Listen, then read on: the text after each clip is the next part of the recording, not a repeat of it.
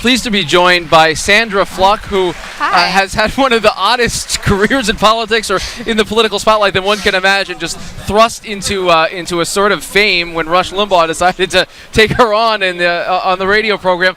I want to ask you, first of all, what has it been like walking around this convention? People recognize you? Or it's like you're a celebrity in these worlds. Well, there are a lot of people who've been very kind and have expressed support and do stop me on the street, and it's just really nice to hear from them. I always appreciate that. So your life, tell us how your life has changed since this moment that you became this figure, and are you able to have just your normal day-to-day existence?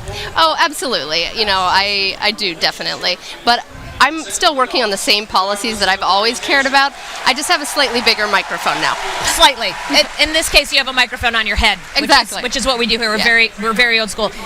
So let's talk about, we know we're going to hear a lot from women up here, and of course we know that the issue of women and reproductive rights and those sorts of issues have been thrust into this campaign. Tell us how you think that issue is going to play out in the campaign, and how effective do you think that the Romney campaign is going to be maybe in answering some of those charges? Well, I've been traveling around the country talking to women about these policies, and it's clear to me that women are very concerned about this issue right now. They understand the clear difference between Mr. Romney and President Obama. They know that Mr. Romney vetoed a bill to guarantee victims of sexual assault access to emergency contraception when they went into an ER. And they're disturbed by that. They're concerned about what he would mean for women's health. So I think it's going to be key when every woman walks into the voting booth and every man who cares about a woman does so.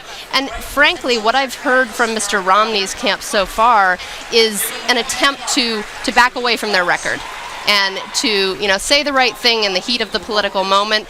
But women are smarter than that. We're looking at their record. We're seeing what he did in Massachusetts and what especially Mr. Ryan did in the House of Representatives. And how important is that, as the choice of Ryan? It seems to have galvanized a lot of folks in the pro-choice community in terms of making the case, tying to Todd Akin and using that voting record to try to tag Romney.